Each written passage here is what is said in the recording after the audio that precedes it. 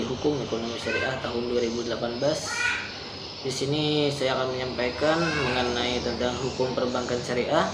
Yang pertama yaitu perbankan syariah. Perbankan syariah menurut Undang-Undang Nomor 21 Tahun 2008 tentang perbankan syariah, yaitu segala kegiatan usaha yang menyangkut tentang bank syariah, unit usaha syariah yang mencakup kelembagaan kegiatan usaha serta cara dan proses melaksanakan kegiatan usahanya. Oke, yang selanjutnya itu ada bank syariah.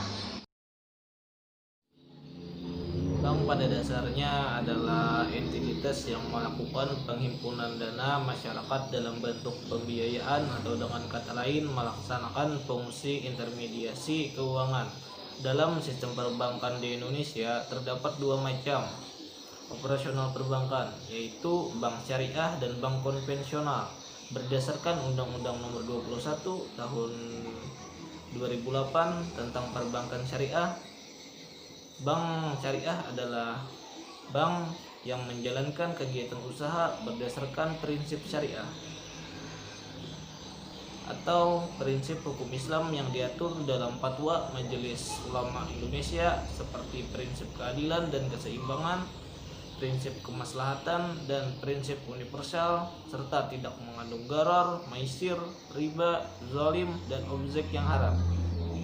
Selain itu, Undang-Undang Perbankan Syariah juga mengamanahkan bank syariah untuk menjalankan fungsi sosial dengan menjalankan fungsi seperti kelembagaan Baitul Mal, yaitu menerima dana yang berasal dari zakat, infak, sedekah, hibah, dan dana sosial lainnya. Yaitu yang pertama, pembiayaan berdasarkan prinsip bagi hasil atau mudharabah. Mudharabah merupakan perjanjian kerjasama antara pemilik modal dengan pengelola modal, di mana keuntungan dibagi sesuai dengan kesepakatan yang telah ditentukan dan kerugian ditanggung oleh pemilik modal selama bukan merupakan kelalaian dari pihak pengelola modal. Yang kedua itu pembiayaan berdasarkan penyertaan modal atau musyarakah. Musyarakah adalah kerjasama antara dua orang atau lebih dalam suatu usaha, di mana masing-masing pihak berhak atas keuntungan yang didapat sesuai dengan porsi modal yang dikeluarkan. Yang ketiga yaitu prinsip jual beli barang dengan memperoleh keuntungan, yaitu murabahah. Murabahah adalah perjanjian jual beli antara pihak bank dan pihak nasabah, di mana pihak bank membeli barang yang dibutuhkan oleh nasabah lalu menjualnya ke nasabah dengan adanya penambahan keuntungan sebesar yang telah disepakati oleh keduanya dari awal perjanjian. Yang keempat itu pembiayaan barang modal berdasarkan prinsip sewa murni tanpa pilihan, yaitu ijarah. Ijarah adalah perjanjian pemindahan hak guna atas objek, jasa atau dengan adanya biaya sewa tanpa adanya pemindahan kepemilikan dari objek tersebut.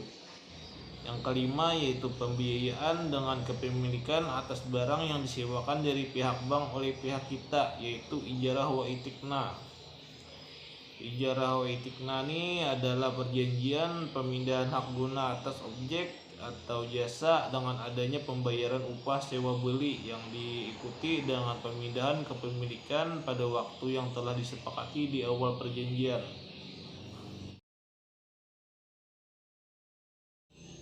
Bank syariah dalam skema non riba memiliki 4 fungsi, yaitu yang pertama fungsi manajer investasi. Fungsi ini dapat dilihat dari segi penghimpunan dana oleh bank syariah, khususnya dana mudharabah.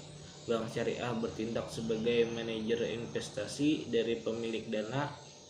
Dalam hal dana tersebut harus dapat disalurkan pada penyalur yang produktif, sehingga dana yang dihimpun dapat menghasilkan keuntungan yang akan dihasilkan antara bank syariah dan pemilik dana. Yang kedua itu ada fungsi investor. Dalam penyaluran dana, bank syariah berfungsi sebagai investor atau pemilik dana.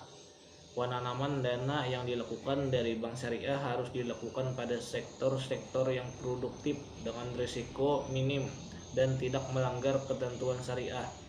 Produk investasi yang sesuai dengan syariah Di antaranya akad jual beli, murabahah, salam, dan istisna.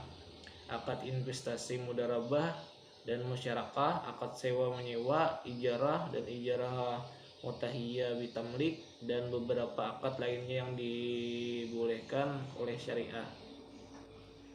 Yang ketiga yaitu ada fungsi sosial. Fungsi ini merupakan sesuatu yang melekat pada bank syariah. Ada dua instrumen yang digunakan oleh bank syariah dalam menjalankan fungsi sosialnya, yaitu instrumen zakat, infak, sedekah, dan wakaf atau disingkat jiswab, dan instrumen kardu hasan. Instrumen jiswab ini berfungsi untuk menghimpun jiswab dari masyarakat, pegawai bank, serta bank itu sendiri sebagai lembaga milik para investor. Instrumen kardu hasan berfungsi menghimpun dana dari penerima yang tidak memenuhi kriteria halal serta dari dana infak dan sedekah yang tidak ditentukan peruntukannya secara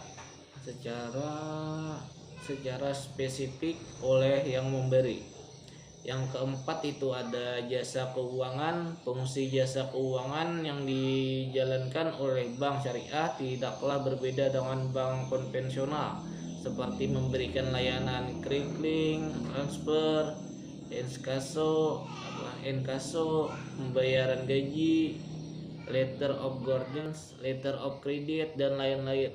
Namun mekanisme untuk mendapatkan keuntungan dari transaksi tersebut, bank syariah tetap menggunakan skema yang sesuai dengan prinsip syariah.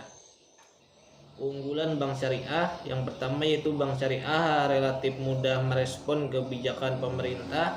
Yang kedua, terhindar dari praktek money laundering. Yang ketiga, bank syariah lebih mandiri dalam